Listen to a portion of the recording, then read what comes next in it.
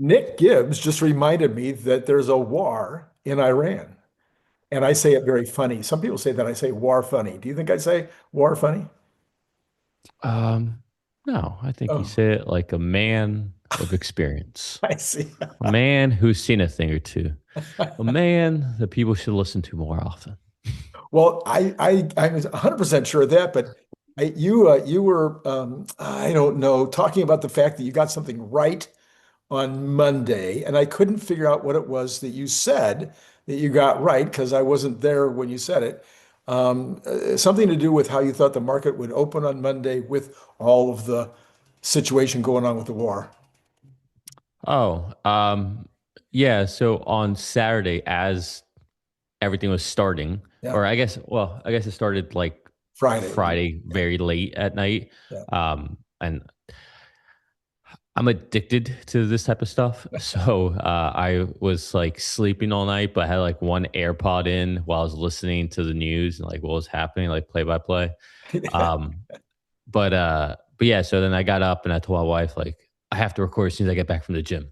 Like it's too much in my wheelhouse, everything that was going on. Yeah. And a base that I was at for a long time in Bahrain Yeah. was hit. So it's just like so much of it was so close to home. Yeah. Um, so it was hard to not. And anyways, so I made a video on Saturday talking about, I just kind of talked about like my experience, like just the things some of the stuff I did in the Navy and showed off the aircraft carrier that I was mainly tagged with. Just all the different things that I did. So it's interesting. If you want to check it out, want to learn a little something else about me, go check it out. I talk a lot about that. And I talked about what I think was going to happen in the markets. And essentially what I said is I think on Monday, uh, people will ignore all this. Like it'll be chaotic Sunday night and then it'll be kind of over on Monday. And then that is what happened. And then Monday, or as the market closed, I put another post saying that, a lot of times Mondays tend to be one thing and then the rest of the week turns out differently. So keep an eye out for that. And sure enough, Mhm. today we have the opposite. Right. So I would say yesterday and today were pretty predictable. In general, like if you have like some basic pattern recognition that you've seen, Mhm. I think these past 2 days were pretty predictable. Maybe they weren't. I don't know. Like maybe those were actually really good calls on my part. I have no idea, but I think they were obvious.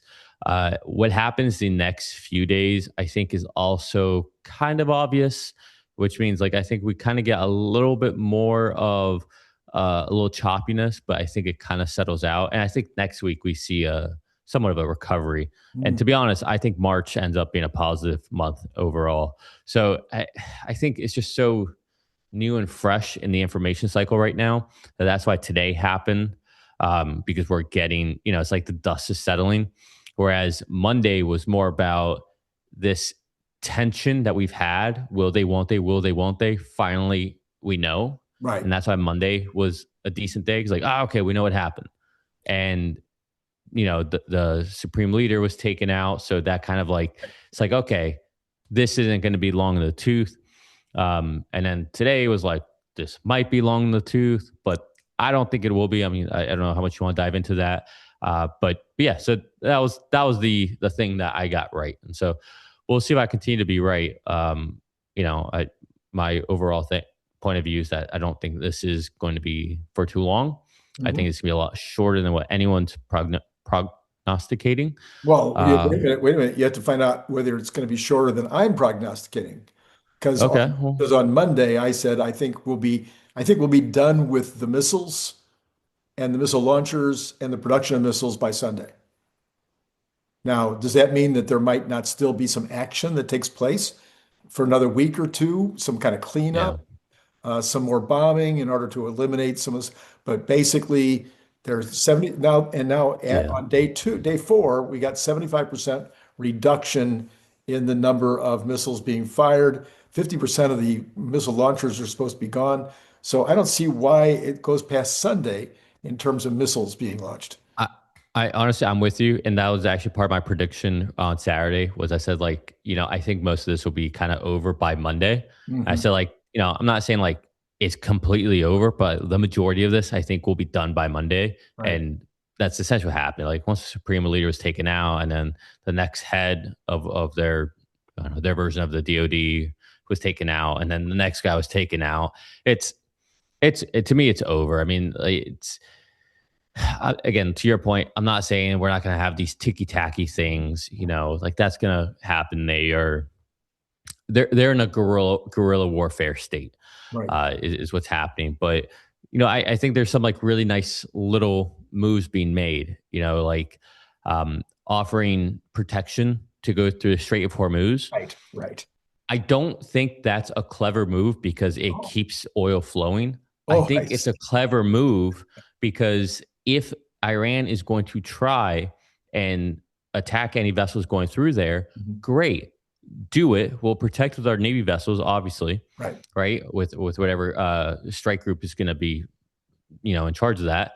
But in the meantime, go ahead, expose where you're sending these from so we can target them, because that's the only way we're going to actually be able to have the Strait of Hormuz secure is show us, like, go ahead, fire, please tell us where you're at so we can take care of it.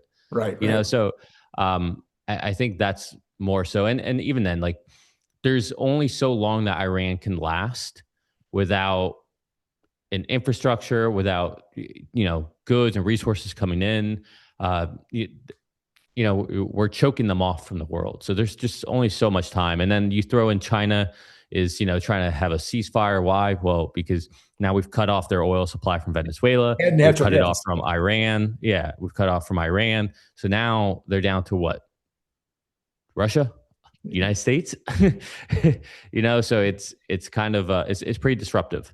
Yeah. So, and then again, like how long before we see the rest of the Arab countries are part of the Abraham Accords step in, because they're like, what the hell? Like, we didn't do anything to you. Stop hitting us. So it's again, it might continue to be a little ticky tacky, a little thing here, a little thing there. And I don't mean to like undermine it. Like, if people die or bombings are like, that's awful, obviously. But as far as in general, like a full out war, like I think it'll be over. And again, they obviously also want to come to resolution. So like, we don't want to keep doing this. So it's like, okay, as soon as you guys, even if it's the same regime, to be honest, and I think that's how the the White House feels. I don't care if it's the same regime.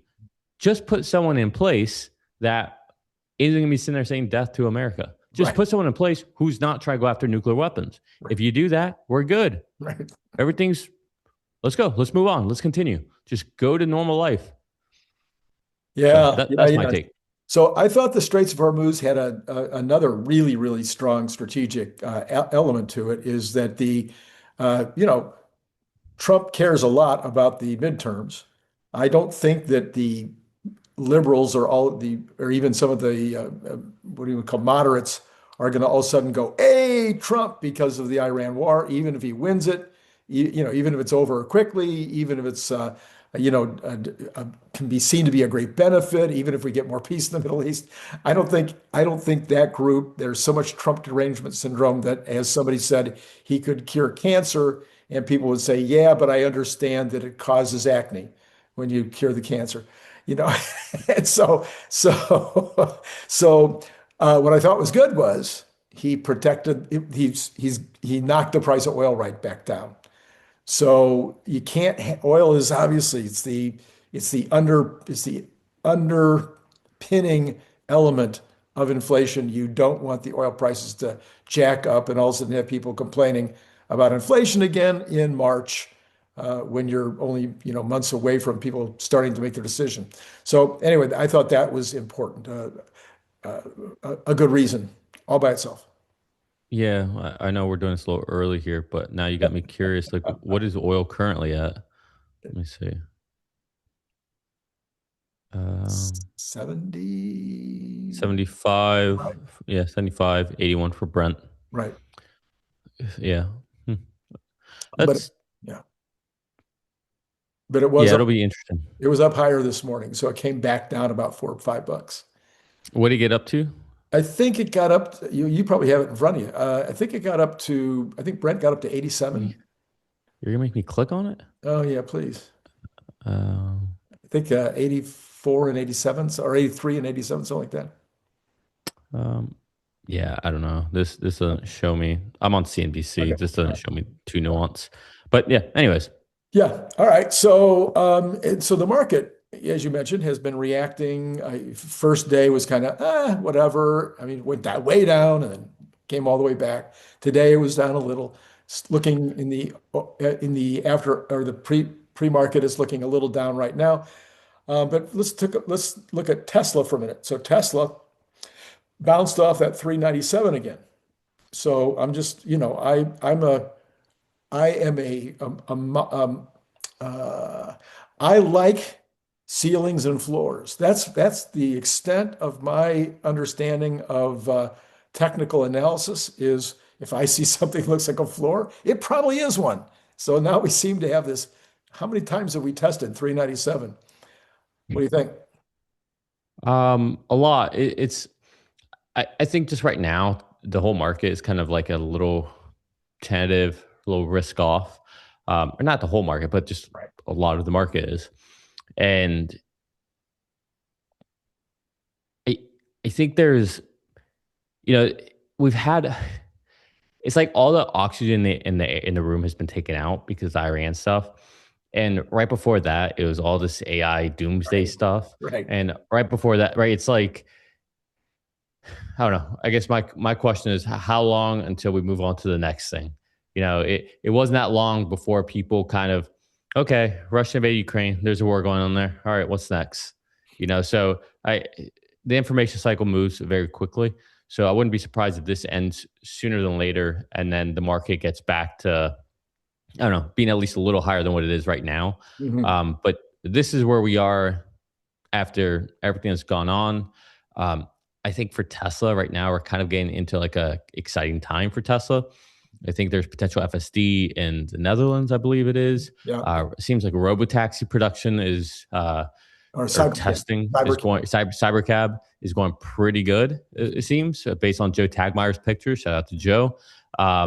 And April's coming up, and I don't know. I think it's a good time to pick up some Tesla shares if you have any liquidity. So Not investment advice, right? Well, so we're talking about floors and ceilings and stuff, and you are famously now providing people with classes from time to time. And I think you've just announced a new one for the end of April. yes, sir. End of April, I have an options crash course. It's for anybody who has experienced options or anyone who has no experience with options. So essentially, the goal is to take people from nothing to how I am consistently profitable, how I make 90+% wins on all of my trades. In fact, this last month, I had a 98%. I won essentially all my trades. Actually 99% maybe. I posted on X. You guys can go see. Yeah. January it was 88%, but both extremely profitable months, and that was even though I was traveling constantly throughout the month. But yeah, I teach people how to do that, and I always get asked, Randy, "Oh, if you're so good at this, why do you do it?" And I always tell them, "Okay, if Michael Jordan's so good at basketball, why does he have a basketball camp?" Like, I don't know, because he loves the game and he wants to teach other people the game. And Sure, sure. I got sick and tired of seeing a lot of Tesla investors make mistakes and lose money uh, playing options on Tesla. And so I thought, well, I've always been into the financial independence space, and maybe this is how I can have my fingerprint on it. So it's just my way of trying to give back.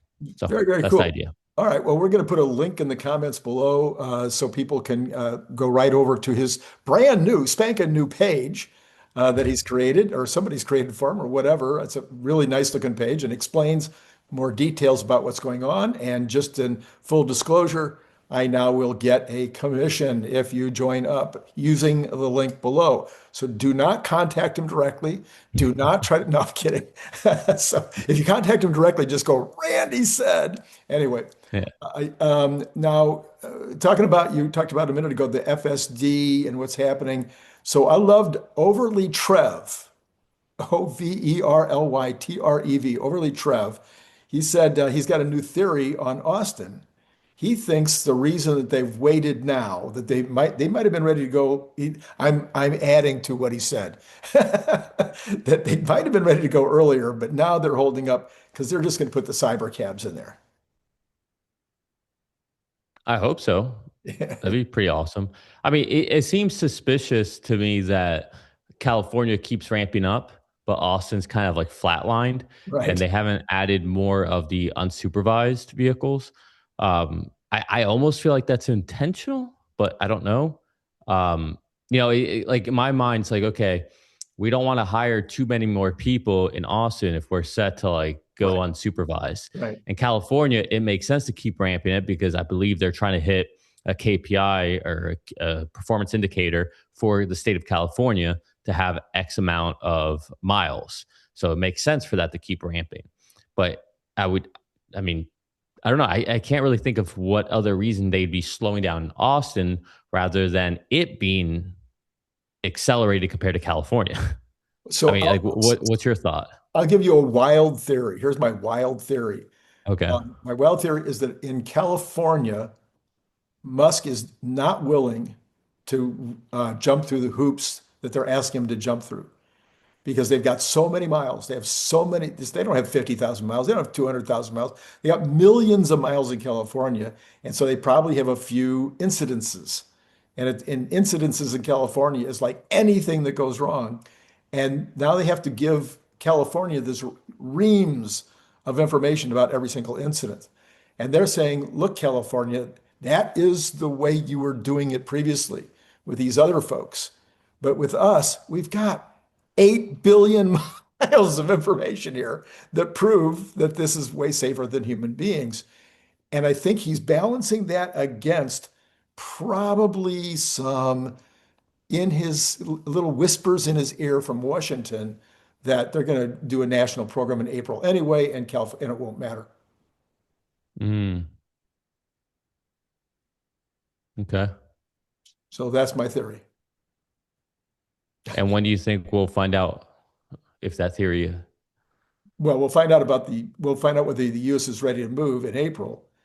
If they move in April, now they could move in May, but we've always kind of understood that the goal was April for the United States to make their decision. So if the U.S. says, okay, we're taking over top down for the whole country, then we no longer have to deal with the California folks. Why have we always known it's April? It was just mentioned back in the day, back in the transitions and when new people were coming in and going. I can't remember. I can't give you the exact time when that was, but that's Okay. that's been the timing that people have talked about. Gotcha. Okay. Yeah, because I don't if I mean unless please let us know down in the comments if there's something that I'm missing, but I don't think there's anything really for April. I think April is only a timeline for Tesla that Tesla would like to have it. But March 10th is definitely something, right? Isn't that the Ninth, the ninth, DOT March 9th. Yeah. 9th? Yeah. Oof, that's coming up. That's coming Yeah. up. That's Yeah. next Yeah. Yeah. week. Yeah. That's Yeah. next week, everybody. Ooh, that's It's, gonna be exciting. it's when Tesla has to turn in their stuff to NISTA. And they've already had the hearings last week. Yeah. So I'm thinking, I think we'll have to ask Rock later, not now, but we'll ask Rock in a little while, whether I'm crazy about my April analysis or not. Yeah. No, that's fair. I think, but going back to like talking about like a potential catalyst, I think March 9th could be something. It's Yeah, anything. I think Tesla stock is going to react to anything that creates less friction for them to do what they want to do. right. Now, the biggest question is Tesla ready to do this? Like, I think that's still the question mark out there. And I think that's what's kind of holding the stock back. I Yeah, think the stock clearly we know the stock yeah, can go yeah, up yeah, because it's been done it. yeah, But like it's clear. But right now the market is a little risk off. And I think if Tesla gets the green light and they can actually start putting vehicles out there, mhm, I there's no reason for it not to run, especially since they are arguably the easiest AI play to be able to quantify and model out right. how they're going to have return on invested capital. Right. Right. So we'll see what happens. But I do feel like, at least in the next,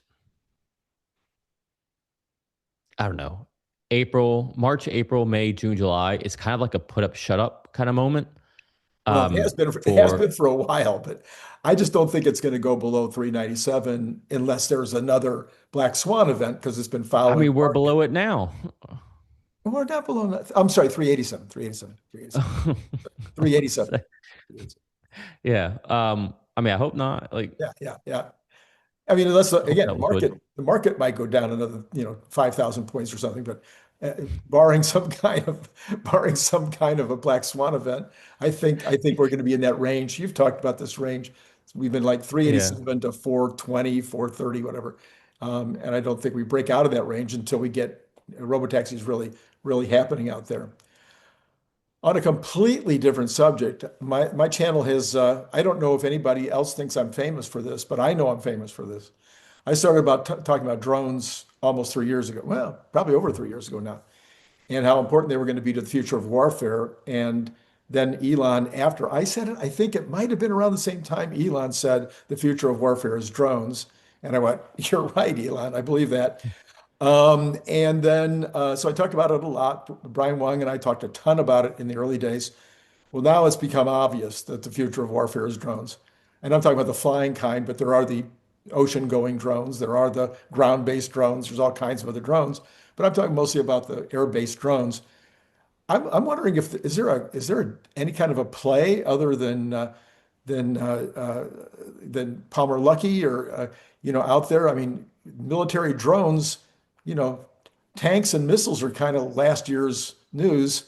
How do we get a play on drones? Now, everybody, I think that Elon's going to make drones someday too, but I'm not sure which company. But is there anything out there that is a play that's available? Well, am I crazy? I'm pretty sure that either Tesla or SpaceX were invited to do the competition Oh, for, it's right. It's right. right? So, That's right. yeah, might Yeah. want to. All I right. don't know which one it was, Tesla or SpaceX, but um, believe it or not, I think it would make more sense in Tesla than SpaceX. Yeah. Yeah. But Yeah. yeah, I don't know. I don't think we have any like good drunk. I mean, I don't know. I'm ignorant in the space, so Yeah. Yeah. I think I don't. it could be another really big one coming Yeah, up. no, I agree. I couldn't agree more. But yeah, unfortunately, I'm woefully ignorant on the drone makers out. I mean, I know Palmer Luckey Yeah. and Yeah. Andrew, Yeah. but they're not public, so Right. that's Yet. that's all I know. So I think sorry, aren't they going sorry guys, public? I'm too honest. I can't BS you something. I think they're going public, aren't they? Didn't they make the Yeah, announcement? well, I don't know if they are yet. Uh, I he I I can't remember. heard him talking about something recently. I can't recall. Okay. Anyway, let's go to something that you do know a ton Yeah, about. I You've know. kept it, Sorry. you've kept it pinned to the top of your profile forever now. Mhm. And you said that LLMs were going to be last week's news, just like tanks and missiles. And then since you pinned that, we came up with agentic, which was barely a thing when you pinned that. And now we've gone past agentic to claw, to um, agents that have tools and access. Um, what do you're in the middle of this business. You're like, way more involved on a day-to-day basis than most of us. What are you thinking about all this? Yeah, I got my Mac Mini over here humming. Oh, So do you really? Okay. yeah. So okay. So when I pinned that post, that was way before we were talking about agents. Oh, okay. Um, Okay. this was before we were talking about generative AI. This is back when we were just essentially chatbots. All right. Then everything evolved into generative AI, and that was fun. It was cool, but like we weren't really. It's like when you get a Mustang, for example, like from a dealership, Uh-huh. and you're like, man, I know this can do more, but they have it governed down. Or you get a Tesla from a rental dealership and you're like, I really wish I had FSD. Like, why am I driving? It's like you could tell you're being like rate limited. And that's essentially like what generative AI felt like. And then we started moving to, like you're talking about, into the space of agents. Now, the concept of agents have been around for a while, but this was the first time where you could like really structure it like a cron job. If you get like chronological kind of job, like a sequence of things that trigger and happen. But this is the first time where you could have essentially like a cron job that has an ability to somewhat reason. Mhm. And then very quickly, we had MCP servers become a thing. And MCP servers were essentially where, just think about like if everyone speaks different languages and things just don't work that well together. But now we say, hey, this is the world language that, I mean, we kind of have that, right? Like English is kind of like the business language in the world, or the dollar's like the main currency. Mm-hmm. Think of that. That's what MCP servers did for essentially this space where everyone has these different technology softwares and they're able to communicate. Mm-hmm. Anyway, so, and then that really helped elevate agents.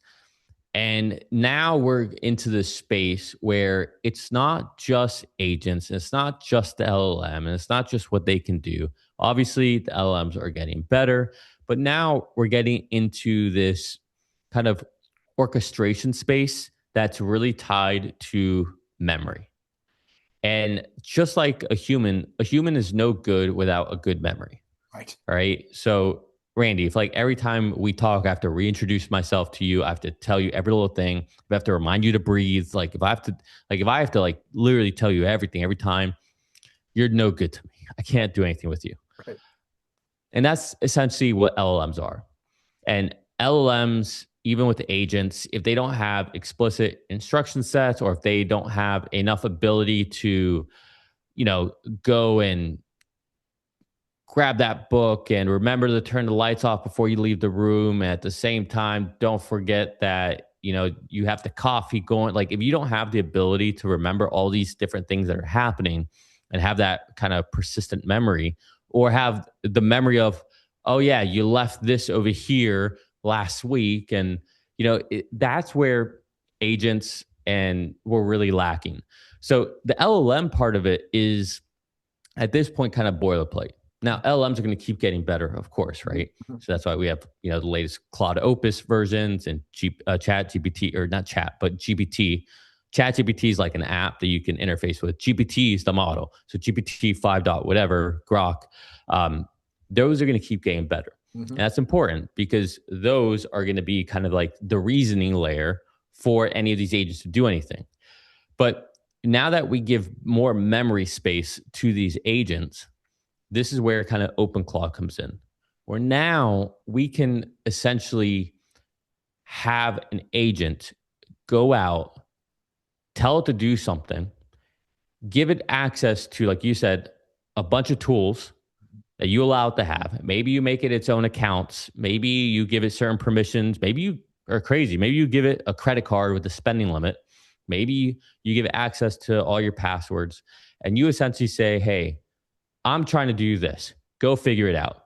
And from there, it goes and it does what it needs to. It spins up other agents. It goes, reaches out. It works with other ones. They've created their own social media called Clawbook. So like Facebook, but Clawbook, where they communicate, they exchange ideas. They try to figure out what they're doing. So it's kind of like the Matrix almost. So, in the Matrix, once they get unplugged, they've got all those bots that are like swimming around. It's kind of like that. So it's a little wild, wild west. You might hear everybody talking about getting these Mac Minis and all that. The reason is because everyone's trying to isolate it from their actual stuff. Right. So we don't know what nefarious things might happen. There's all kinds of like libraries of code that exist. Mm-hmm. And these libraries are just like code that like problems that already been solved that are pretty standard that certain companies will put out for their stuff, or just problems that have been solved. And so you can pull these different libraries and you don't know if there's any malicious malware in there, if there's any we call it SQL injection. You don't know what's hiding in it. And so you don't know if your agent is just grabbing the easiest thing or the first thing it finds and how to vet for security. You don't know if it's going to go just completely insane and all of a sudden it finds a way to override the limit you gave on that credit card and it's going and it's buying itself a yacht and using one credit card to pay off. Like, you don't know what's happening. So I'm obviously getting a little hyperbolic here, but the space is getting interesting because, like I said, LLMs are becoming commoditized, or they have been commoditized. All right. Having an LLM is not a moat anymore. In fact, now you have like DeepSeek and Kimi and all these Chinese models that are way more cost effective. And even the hyperscalers are making their own. Facebook has Llama. So it's getting to a place like, yeah, clearly you have like the best of breed models and those aren't cheap, but it's getting pretty commoditized where if you don't want to pay for that, you can't afford it. Even the cheap ones are pretty damn good. So I don't really know where you want to go with the conversation, but I just want to at least paint the landscape of what's happened, where we've been and where we are now. And yeah, I'll leave it there for now. So the next thing I want to throw at you, because I've been talking about this with Larry for a while, and I was just curious to get your take on it. And that is that a lot of people think that this is going to take over people's lives and their business lives really rapidly. And my experience with small business owners and medium-sized business owners is that there's a continuum. There's early adopters, and then there's people that 10 years from now, won't have done anything. And especially when you've got an aging population of business owners who have made their money, they've got plenty of money coming in, they don't really need to change anything to keep that money coming in, or they don't see that they need to. So I think it'll be a lot longer before this is taking over and creating a lot of unemployment or creating a lot of major changes in the way business is done. So the answer is somewhere in the middle. Okay. I don't think that it's going to necessarily replace a lot of people in their jobs. It will for some, for sure. Right. Like it's like there's just some jobs that won't be needed anymore. Like if you had a, like a position like a SDR or like a DG, so a sales development rep or demand generation, essentially like cold callers or people who follow up on prospecting, stuff like that. Like it could displace that, especially if you're a small business, where it can automate a lot of the responses. Like, hey, you got, like maybe for you, Larry, maybe you set up for your YouTube channel so that, there's a lot of crap in your comments, like a lot of the bots, maybe you have it automatically go in there and delete them. So you don't have to do that. Maybe you have it reply, or maybe it's like, hey, here's an important one. And they're asking about how do they get access to Nick's options crash course. Where's your link, Randy? It can go in there and be like, hey, here's the link, so that you don't have to do that. Right. And so like, that's the type of job that you might have hired before, like kind of an assistant to help you manage the day to day. Right. It could replace that job. Sure. Right. But I think what you're going to see a lot of this do is mainly replace tasks that people were going to do before, so maybe you want it to essentially go through your emails and just list out the important emails and get rid of all the, spam you get from your company or spam that, things like that. Maybe you're like, hey, every day I want you to come up with ideas for the next podcast, and I want you to have links for everything and write me a script. Go out and look at YouTube, tell me what the hottest topics are, get back to me, tell me what you've been doing. I mean, there's like all kinds of things you could have it do. And I think in a way, this creates more jobs because you're going to have, to your point, a lot of businesses that aren't going to keep up with this. You could literally set a claw bot up for a pizzeria, so they don't have to have someone picking up the phone and taking orders. It could do the whole thing for you. You could have it set up for, window cleaning business where it's doing the prospecting for you. It's creating ads for you, sending them out to people, looking for people who are interested in window cleaning, marketing it out for you. Like it could do all this stuff for you so you don't have to if you just give it the right tools. And the reason that people are loving this so much is because it takes no real technical abilities. Once you've got it set up and you can just follow a YouTube video to do it, it's essentially just through text message. You just tell it what you want to do. And in the user interface, you just enable whatever skills it's going to need to do that thing. So how do you know like when to give it a skill versus can it just do it on its own? It can reason on its own. But if it has to have access to something or do something, you have to give it that skill. So it might need to have access to your YouTube comments, but you might want to restrict it. Hey, you can get access to my YouTube studio, but you can only get access to replying to comments. You can't edit or delete videos, right? So, so that's the kind of thing that you have to do. But it's pretty, plug and chug, if you will. So I think there's going to be a lot of roles for people to go in and help the window cleaning company, help the pizzeria to enable this, to be able to use these things and show them the art of the possible and what they can do to be able to help increase their sales. So I think there's a lot of opportunity there. I mean, there's like, it's really going to be on how limited is your mind, but I don't think it's going to necessarily displace a lot of jobs, because I think what it's going to allow people to do is the jobs that they wish they could have hired someone to do, but but they didn't have the money to do it, but now they can just do it. Like I'm sure you wish you had an assistant that did so many things for you in prep for your videos, in communication and responses, reminding you of stuff. And now here you are, you have an actual assistant that can do whatever you want it to do.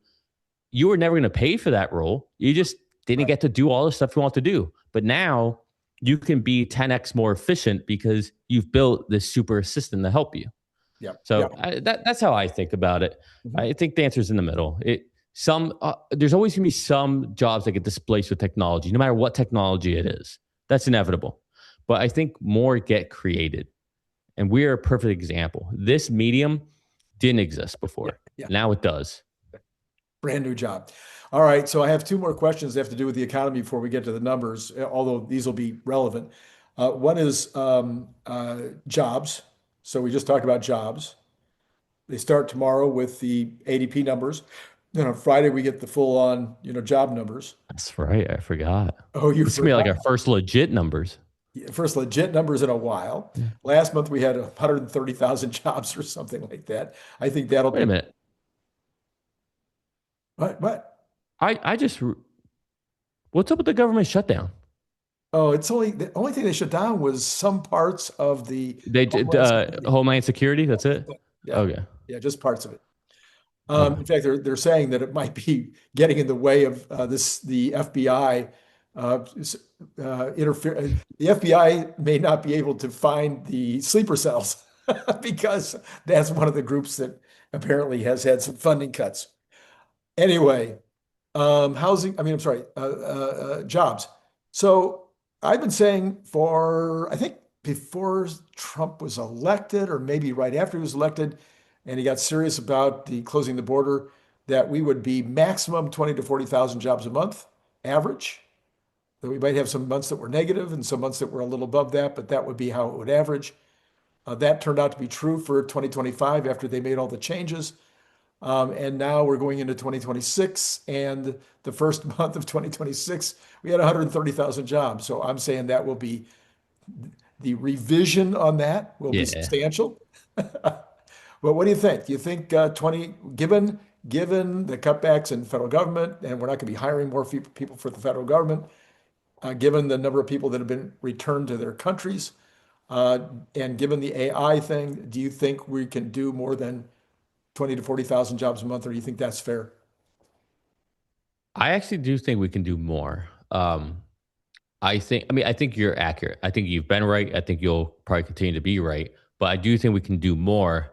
I think we can do a lot more, to be honest. I think there's like this misnomer that keeps coming up saying that where are the manufacturing jobs? Where are the manufacturing jobs? And I think it's intellectually dishonest to keep asking that question because, well, we're building the factories, we're building the day, like everything has to get built first, So Yeah. we see lots of construction jobs, Right.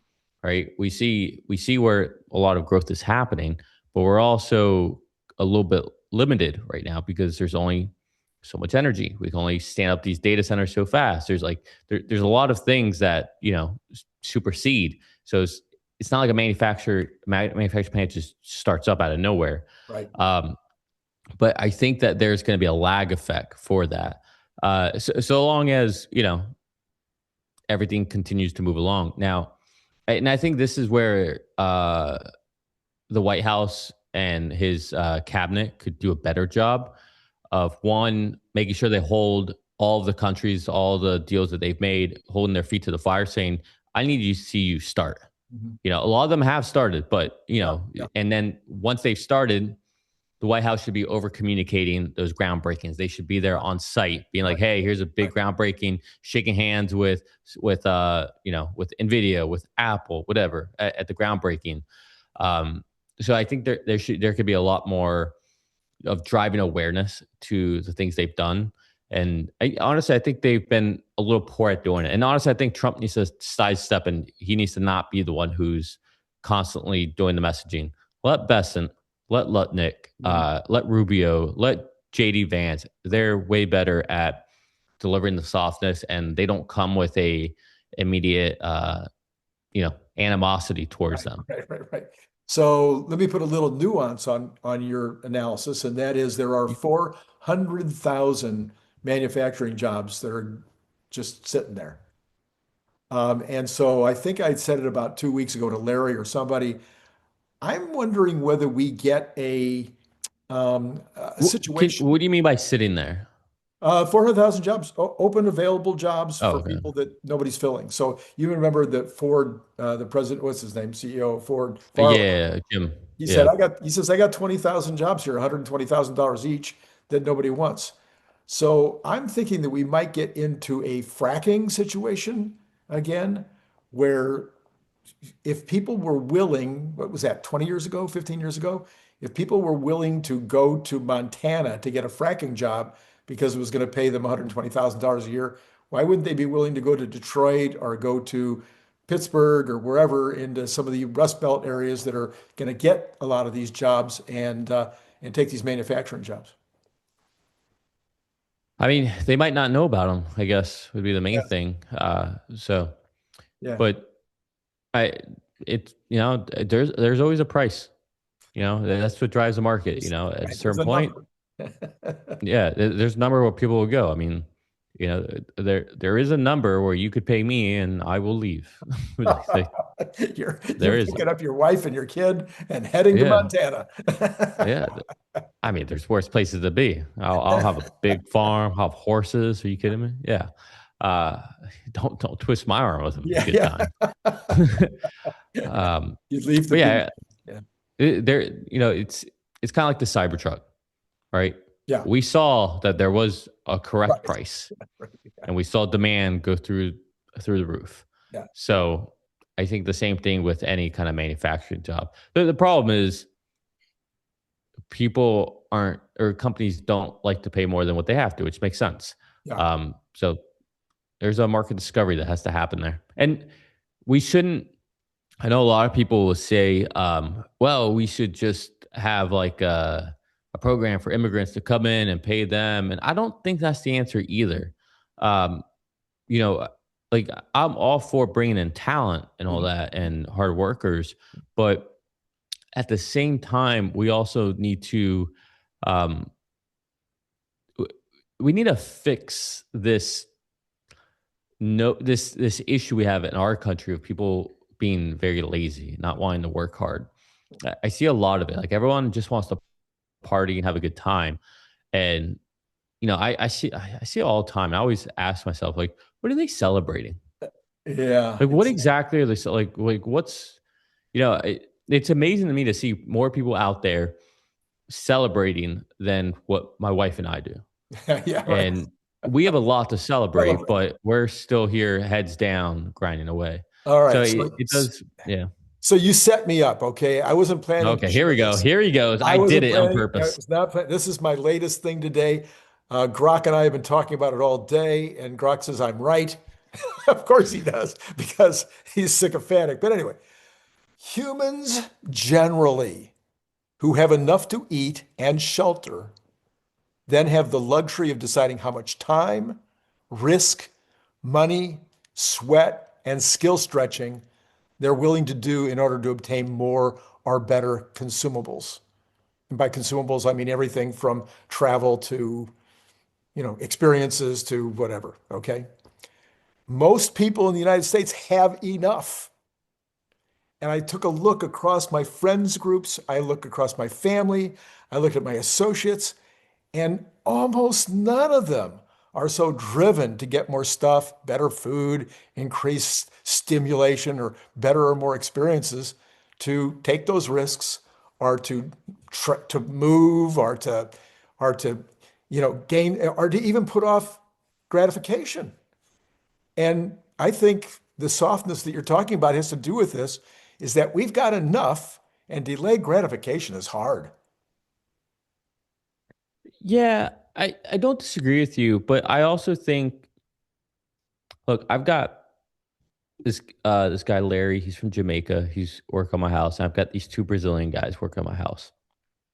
And they work hard and they do quality work.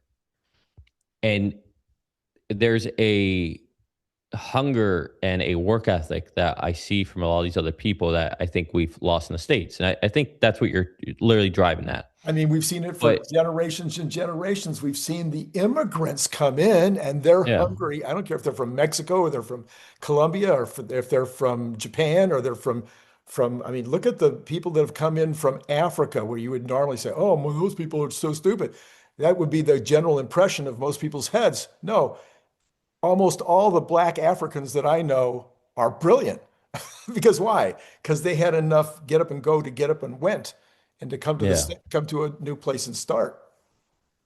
Yeah, but I think to your point, I don't think it's that people who grew up here are just comfortable.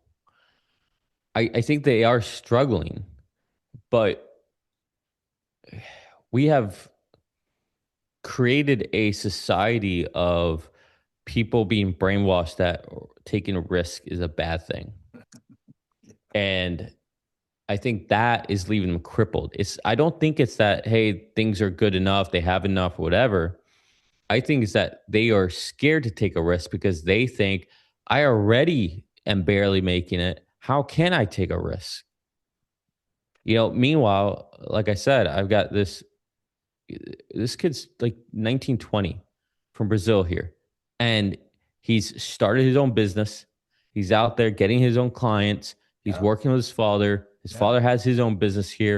And it's like just that entrepreneur spirit is, and you'll hear people say that they want that who grew up here in the States, but they're like, oh, I want to be a YouTube creator. I mean, obviously look at you and me, but this is a pastime that you and I are doing. This isn't like we set out to do this. Like Well, this I did. is, I set out to do it at a point. And when I set but out yeah, to do it though, I in had retirement. yes, I know I have income, Social Security, whatever. But the point is that I did eliminate my previous business, my marketing consulting firm, because the other one was taking off. But I still had to put a lot of work and time and energy Yeah. into making this work. I did have to put, as much as I love the job, there's still a certain amount of gratification that I'm putting off. I could be traveling more. I could be, doing other things. And I'm not saying that this is I wouldn't go as far as you and say that there's a cultural problem in the United States. I would just say that there's always some people that have that drive and that desire just to produce because it feels good, just to build because they love it, just to make something happen because it makes them feel alive and makes them feel like they have a great purpose. And then you got the vast majority of people in any country in the world that are just like, oh, I'm doing okay. I got food, I got shelter, you know. I'm doing okay. Nah, we got a culture problem here. Okay. We got a culture problem. People like to be on this too much, Oh yeah. and that's all they want to do. They don't like work. They don't like working hard. Honestly, I think we need to see a renaissance of people going back into more blue collar work. When I worked as an engineer in the oil space, Yeah. um, a lot of that was blue collar work. Yeah. Like I'm dirty every day. Constantly. Um, yeah, I'm an engineer, but like I'm out in the field constantly, and Right. we're getting our hands dirty and we're, under equipment and we're fixing things and, you're working with really dangerous machinery, like you need Right. to have a lot of skill and talent to do that. I'm working with like 11 kilovolt a power plant essentially that we create our own electricity, right? Like that, you're not just going to have anyone do that. So, We've been watching Landman, so we get oh, it. yeah. But so there's something to be said for like a day of really hard work. Yeah. Like Yeah. and there's something to be said for going home after that and be able to like disconnect from the job. Mhm. Mhm. Whereas like now, in corporate life, you don't disconnect. The emails keep coming, they don't stop. The Slack messages don't stop. When you wake up to go to the bathroom, you look at your phone, you check the email, see what happens. Something came up like, oh, what is this? What's going on? Uh, you know, it's uh, it's nonstop. So, and I think that's also kind of a little bit of a culture problem. It's good in many ways, but I think there's I don't know. There's something we've over indexed to one side of the pendulum. We've over indexed on going to college. We've over indexed on you need to have a desk job. We've over indexed on um, taking risk is a bad thing. It's like it's just over and over. It's like that's not talk about the option stuff again, but it's one of the things I hate when people talk about options. Everyone says, "Oh, it's just so risky." It's like what you mean to say is that you can do something stupid and you can do something smart. Yeah. Yeah. It's Yeah. like saying investing in stocks is risky. Again, you can buy the S&P 500, you can buy the Max 7, or you can buy GameStop and Lucid. Like, yes, like don't just say something's risky. Like, can we quantify the risk? Yeah. Can we Yeah. measure it? Yeah. Right? Like, if you don't, like, if you're in options and you're not able to measure and quantify what your actual risk is, then you don't even know what you're doing. Right. All Right. right. Right. And same with a job. Like, is it risky for you to go for, like you were talking about, going from Africa to the United States? Yeah, there's some risk to it, Right. but you're probably going to have bountiful more opportunity. Yeah. So Yeah. it makes sense to take that risk. Like it's just, we use these words and we don't put context or we don't quantify them. Yeah. And I Okay. think that numbs a population. So I'm going to just take one little exception to you with regard to college. And by the way, my wife, I'll mention it again for those who don't know it, is a, Uh-oh. a university professor. And I, of Don't course, let her am. watch this episode. And Don't let no, her no, watch it's this good. episode. It's going to be good. She thinks like you. She thinks college is a waste, and she's been a professor for 45 years or Well, whatever. just let me just substantiate Yeah. before you go on. I don't think it's a waste. I Uh-huh. think it makes a lot of sense for like as an engineer, it made sense for me to go to college. I had a lot of things to learn. Right. I don't think everyone needs to go to college. I think we're not all on this assembly line going down the same direction. Okay. So That's where I want to throw out my new theory. My new theory is it isn't the colleges, it's not that kids going to college is the problem. It's the colleges that are the problem who have not been directing the kids. They take their money, but they don't do what you just said that you do with your options class. They don't teach the kids. No, basket weaving and women's studies are not going to get you a great job when you get out. A PhD in history, unless you're going to teach, at college level and go through all the you have to do to teach at college level is not going to do that much for you. And that what college is really for is to learn how to learn.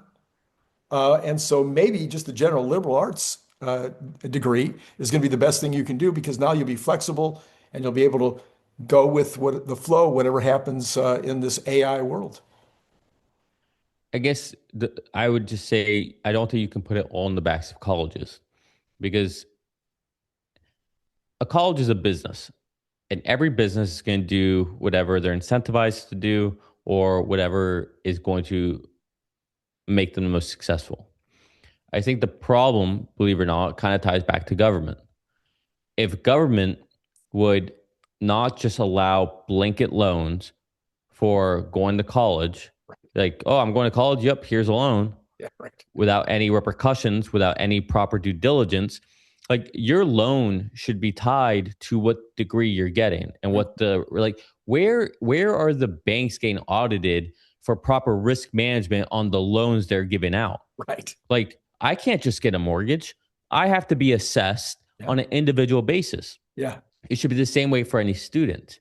Hey, if you want to go and you want to take this, you know, liberal arts degree that has very few prospects, but your mom and dad are willing to fund most of it, and you can get a tiny loan because that's what the bank, the institution is willing to risk, that's fine. That Mhm. makes sense. That's fair. Like, hey, go for it. Have at it. But if you're not someone who has parents that can fund most of it, fund a bad decision, or not even a bad decision, a decision that has risks that the odds are not in your favor, Right. then so be it. But the banks should be held accountable. And how should the banks be held accountable? With proper regulation. Who sets the regulation? The government. So I think it falls back on proper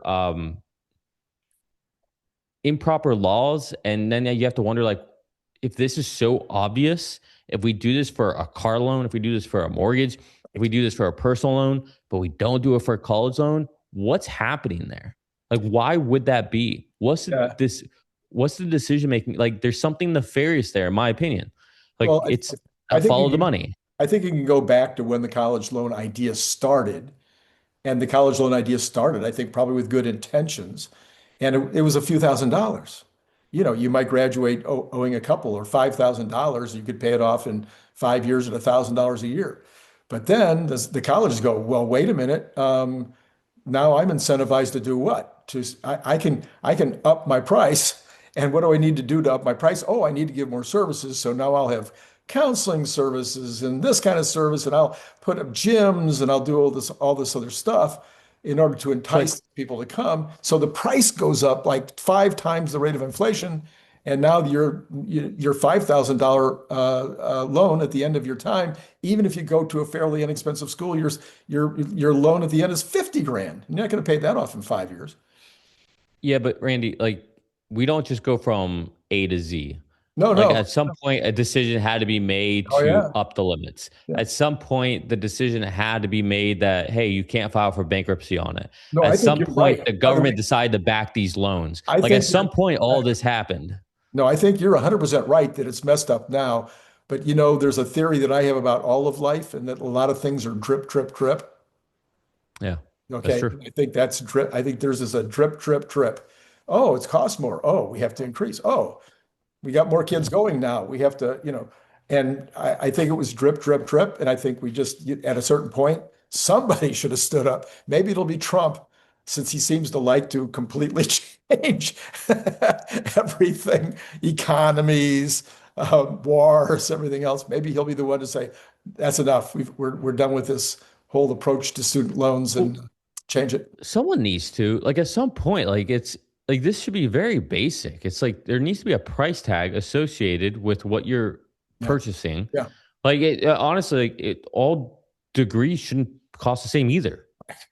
I mean, like, and I guess they don't to an extent, but at Yeah, the same time, they also do, right? And there should be like you said, like, the onus on that part should be for the universities to say, hey, here's what the job market looks for this space. This is how much it's going to cost. Like, with full transparency, this is what you can expect. And the banks should be like, hey, where's the output from the university for the career you want to go into? We Right. need that in order to approve the loan, Right. because it's so common sense. Sense. Like, I don't get it. Okay, well, talking about common sense, Tesla's sitting at 391.02. right now. Actually, just went down under 391.02 to 390.86. But then, of course, it does that. So we've already talked about Tesla, that we both think it's roughly speaking going to go with the market until we get a stimulus in terms of either Austin or Northern California or both. So I'm not sure there's much more to talk about there. My favorite, of course, issue is always bonds. And the bonds went way up yesterday and then came back down. And according to my analysis, the reason it went way up yesterday was because of oil. Because oil went up and therefore inflation might go up, which means the Fed doesn't cut, which means, inflation, I got to have more money. And, so anyway, that seemed to be what was happening. But now it's down another 1/10 in the pre-market, but back to 405.6 at least. So I'm thinking that at that level I'm thinking at that level we might be looking at the 398, 399 range again tomorrow on mortgages. But it only went up as high as 4.06, I think. 4.12. I'm sorry, 4. You mean on the 10-year? 6.12. The Okay, mortgages 398 on the 10-year. Yeah, and the mortgages went from 5.95 to 6.12. Yeah. So, but it's still down there in a pretty good range. So what do you think? Is that if we can get under 6, are you thinking that your theory about the housing market is still strong for coming up here in the spring?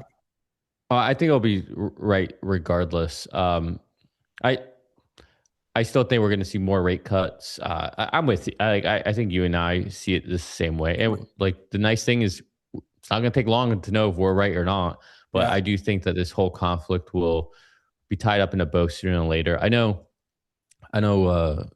They keep saying like 4 weeks, 5 weeks, or we can go as long. It's like, of course they're going to say that. They're not going to give you an end date. Like, hey, all you have to last is another week and you're good. Like, they're not going to do that, obviously. Right? They're going to say, we'll do as long as it takes. But I think if they get the Strait of Hormuz going and we have movement there continuing, and again, like, go for it. The attack vessels there. Like I said, all you're going to do is show where you're attacking from, and like, you're just going to be able to hit the targets pretty quickly. Like, I don't think they'll last long. I don't think that they can stay. They won't have the resolve long enough to sustain a long-term offense. Again, it's like, who's going to lead the country? Like, every time, like people just keep getting removed. Yes. So. Yes.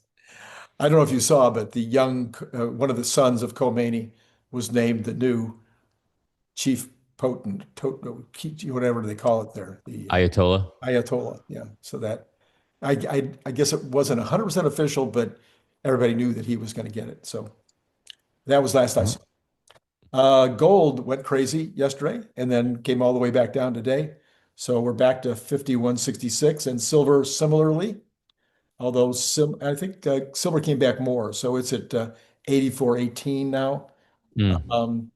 So because I think it was at 90, I think it was 95 or 6 yesterday. Copper went up a lot and came back down also. Still sitting at 585, which is where kind of where it was before all this started. Dollar's looking strong, which is part way the gold is down. What? Yeah. I was just going to say, I thought you were going to get into Bitcoin.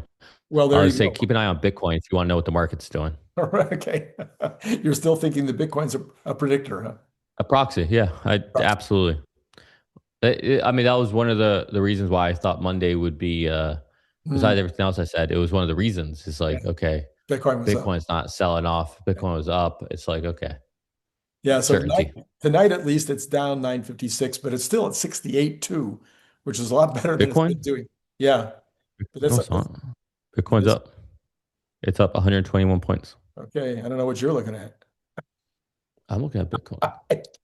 Okay, but Yeah. See, mine's live. Yeah, mine's live. See this? Yeah. I don't know.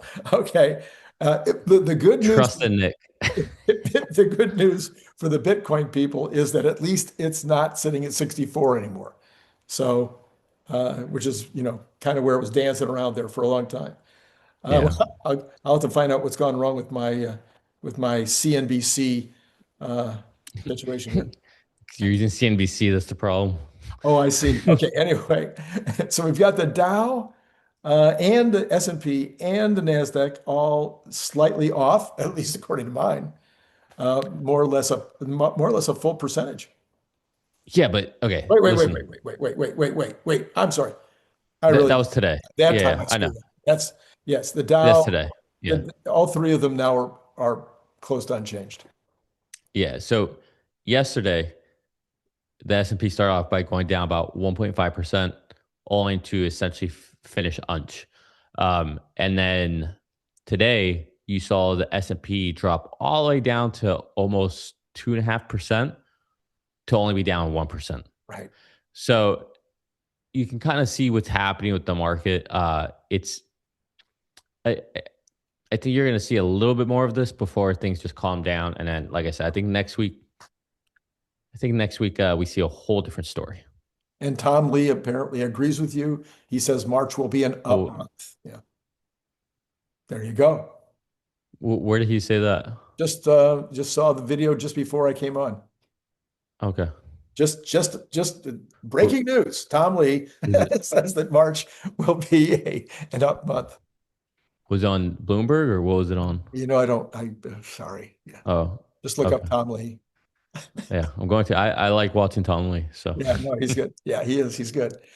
Even with that haircut. I mean, I'm sorry, but come on, Tom. Figure out something. He can do whatever he wants.